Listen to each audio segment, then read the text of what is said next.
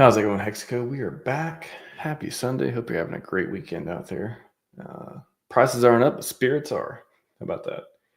Let's do that. I just got some new AirPods, and I'm not enjoying the way they feel right now. They removed the little tips, the little ear tips. I don't like that. I like the ear tips. Kind of sounds strange to me. So don't worry. You don't need to complain about the mic. It's all me receiving it through my ears right now. It's not so fun, but. Anyways, what does Richard Hart do? What is Richard? What is RH? What is Big Guy doing? I think I'll get to chat in just a minute, but I really want to, I like this picture out here. Shout out to Hexologist. He does a lot of great art and RH stuff these days. Never know when we see him on Joe Rogan or Lex or otherwise, but I want to start back to briefly go through when I first started following Richard. So 2017, Bitcoin Maxi, way before Hex, before CFD token, really just wanting to, already rich, kind of telling a story, going on different streams and talking to different people and having a very small following. And even back then, with the self-development videos and, how to stop gambling, how to stop, playing poker and give a better apology and Scivive and like all that was like really big back then. So before, Hex took over and really solidified a community that was, here for Ethereum tokens and delayed gratification in the form of that and watching Richard just destroy all kinds of different arguments from people who really couldn't hold a candle to anything he was doing. I'm not saying all the arguments Richard's made have been technically solid and can be debated back and forth, but nobody knew how to handle it. Nobody knew how to actually get a good word in because his arguments were super compelling. If nothing else as well. So, and you can go back to, hashtag Richard Hart was right. There's been all kinds of different pieces that he's popularized that has really pushed crypto and, privacy and, decentralization further, made Uniswap popular, all that stuff too. So at that time, that was 2017, 2018, then he started talking about, the token warming up to Ethereum. And it really became one of these things where, wow, this guy, he does want to do great things. Like, he's got all these, goals. He likes longevity and he really just wants to be great in whatever vertical that he gets into. And he has all these ideals, how to make the world a better place and all that stuff too. So then Hex came along and it really was this just revolutionary, like, wow, like we can do DeFi. Like we can actually, like this guy wants to make it in the right way too. And he has a track record of success and he can, obviously I think he saw it as a way to push a lot of his ideals forward, such as longevity, such as, just being a better version of you and helping people and helping them understand they can free themselves from the system and get rich and live the dream and all the stuff that he's did. I really think he likes to see himself and other people and, legacy and all those things forward too. So Hex, it really came together. Again, this is all from my perspective, but it really came together as this, wow, there is a group of people heavily incentivized to participate, to promote, to believe in these ideals. And maybe they don't believe in all these ideals, but they believe in a lot of them. And they believe in the ones that matter. And that's why they follow Richard. So Hex launched, 2019, December 2nd, 2019. 2020, zombie virus, all these amazing macro conditions, Ethereum, the rise of Ethereum. And Hex was able to do this meteoric moon shot, crazy. You could say it came out of nowhere, but I feel like, the whole time, Richard knew what kind of product he was, he had, what kind of influence he had over people. to market it. And it solved a lot of problems. Obviously, it had utility. It had, was helping people, do different, emulate different products in the real world, and helping them look forward to having more money in the future, and all that stuff. And of course, a lot of it was dictated by the price and whether it was going up or not so much down at that point. And again, this was a way that, okay, this is momentum. This is a way to keep proliferating these ideas to become a legend. Outrage marketing, a lot of stuff came from that. What was it 2021, 2022, the era of, okay, now we're going to go even bigger. We're going to do our own network. We're going to solve Ethereum gas fees. We're going to, basically start over with a new network and have Hex on there and maybe do other tokens and stuff too. And all this other innovation and bring and build this community. And that really helped just set this framework, this foundation, set all of these pieces to make them even possible, because now you're attracting builders from everywhere, not just from the Hex community, not just from, even Bitcoin Wells or other people that knew Richard and got his products and made money or saw the value in it, participated, or even people who didn't publicly talk about it, but, were, had a bag or otherwise.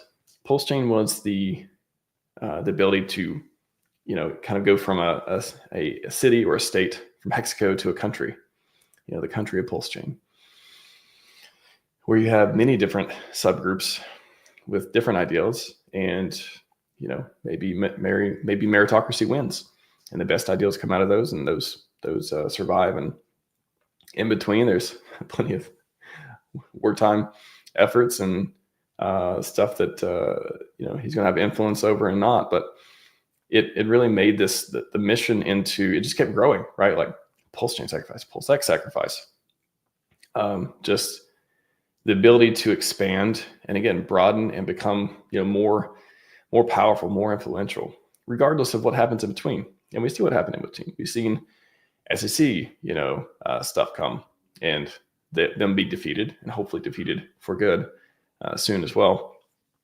We saw the Interpol stuff come, and that worried a lot of people as well. And it just, a lot of it just seems like obvious political persecution out of nowhere.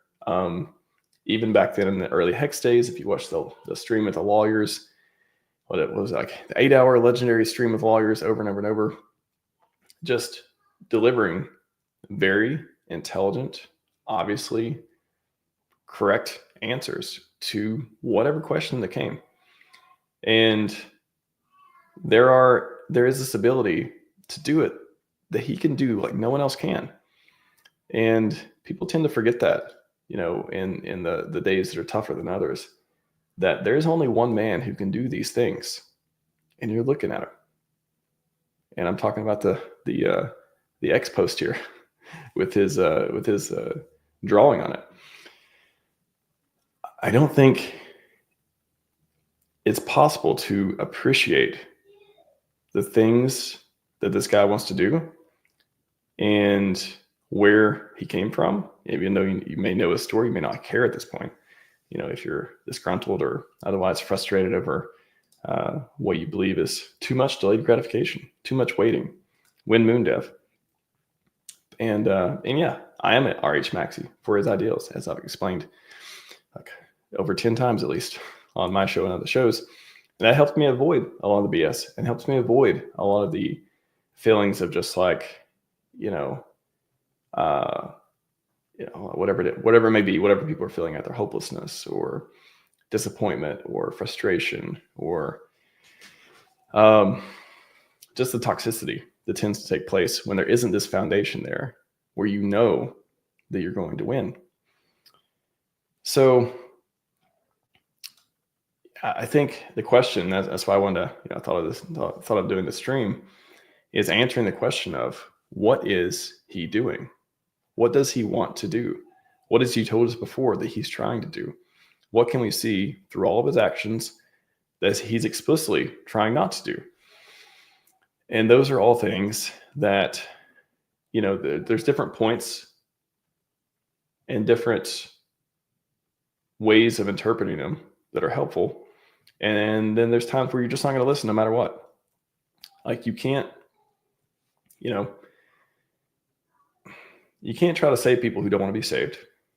And also, I don't try to patronize people by trying to be their savior. And it's just, I don't know, use your head. I try to speak gently and have conviction in my words and try to convey the messages that I think are going to help people better understand the whole thing that you've seen unfold over the last few years. But there's a lot to it. Like I said, I started following him in 2017. And so I've seen an evolution. I've seen someone who has a track record of wanting to be, I think one of the greatest people that ever lived in a lot of different verticals.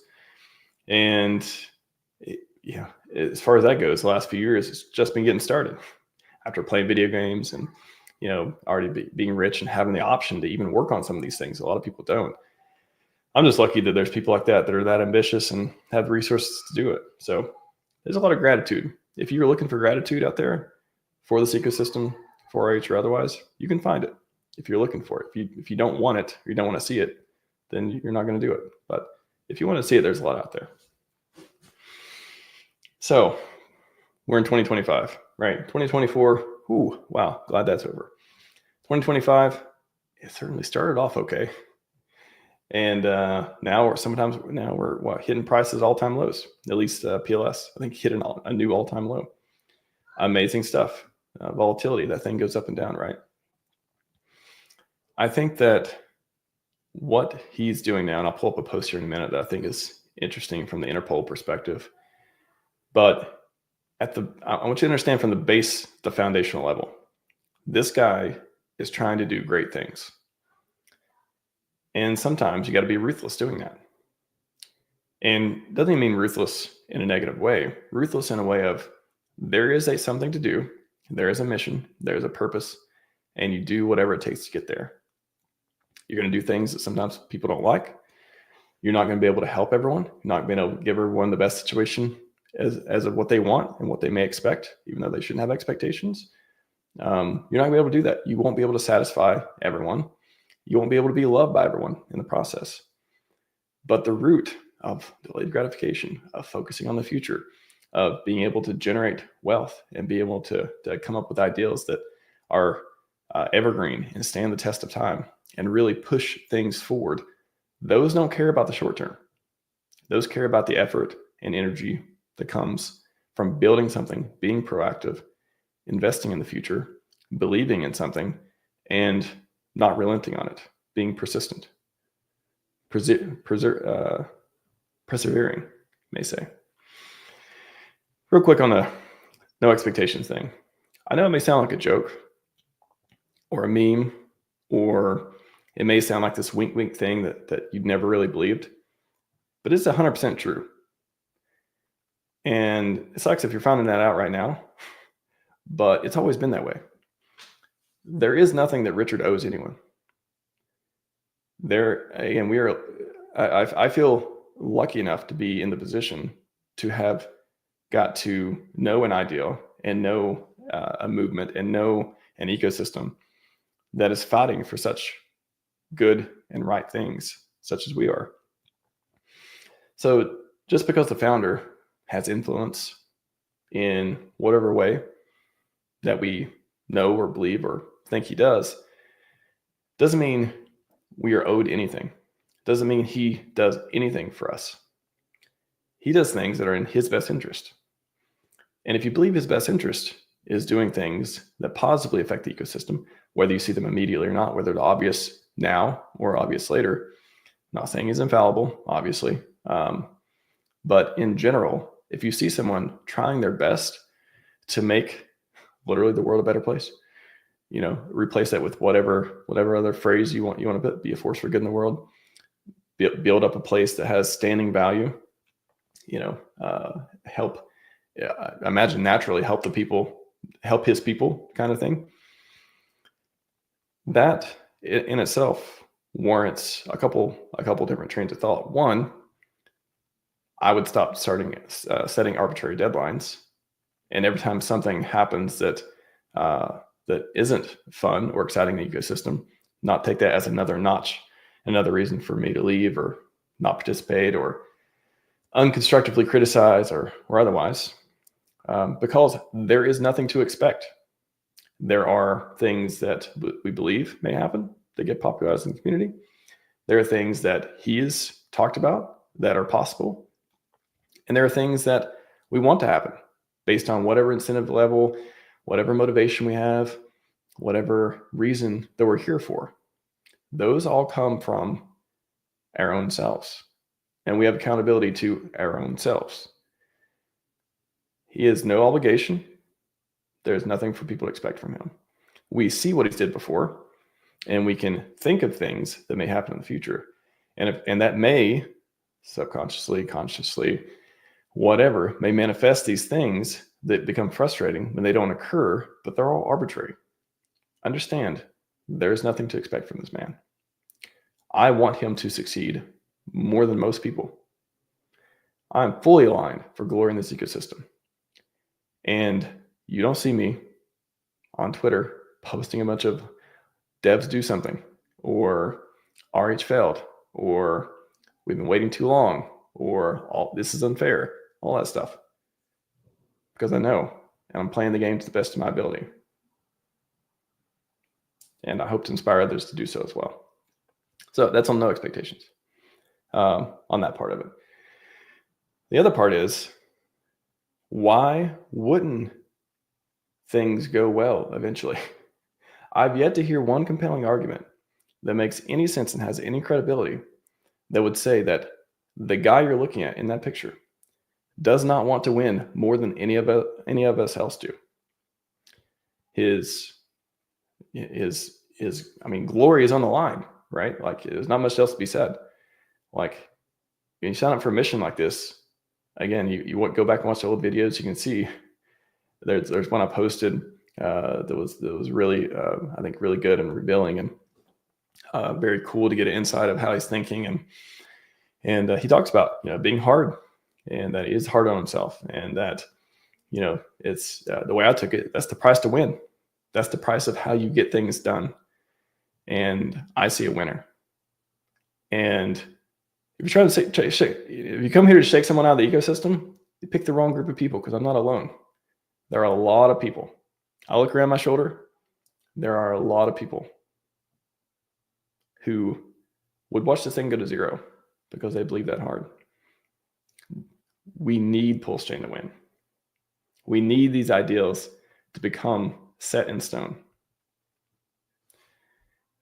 And we're doing everything we can to make sure that happens. We have resources. We have people. That's how it's going to work. I honestly believe that. So, yeah, not to sound all militia or anything, but boy, do I get excited when I see, again, I talked about the other day, I see the price go down, I get FOMO. I want more money to put towards that. I see the FUD coming out. Yeah, it sucks to get mudsling on you from time to time. Shake it off. Carry on. Carry on. Is the mission complete? I don't see it's complete. Keep going. That's what I'm doing. So, 2025. Interpol. That's the next, other than the SEC, hopefully that appeal stuff will, or not appeal, what was it called? Need for more time or whatever it was. Hopefully that'll go away pretty soon. Now there's a timeline for that. But I really think that the Interpol stuff is just such a just mess of like, what are you even talking about? And you can fudge yourself out of these things by just being like, oh no, but it's this thing, and you can come up with all these narratives and believe these things that just don't add up to anything productive. They just start making you second guess this and that, and pretty soon you're trading whatever coins you want, and you're, instead of 90% core, 10% lottery, you're 10% core and 90% lottery, and you lose the plot of the ecosystem. So if you don't want to do that, and you want to make sure that you win, you have plenty of information out there. You have plenty of people you can listen to and not listen to. You have plenty of just, again, people and groups and otherwise that have been here for a while. They know what Richard's here for. They have aligned incentives more than just making as much money as possible and leaving. And they generally, I think a lot of people really want to see other people succeed. It makes them more fulfilled if other people win with them than just this single pie, let me have it all game. So I'll put this one up here. So a poll from Jesse the other day talks about the red notice and the different options. Hide forever, turn himself in, get caught. And I wanted to take this at a different perspective, because this says, we have such issues such as one can't just send lawyers cleared up for you. The only way is make is face the music and then fight it in court. I wanted to give the AI a chance to weigh in as well. Red notice is not an arrest warrant, but an international request for law enforcement cooperation.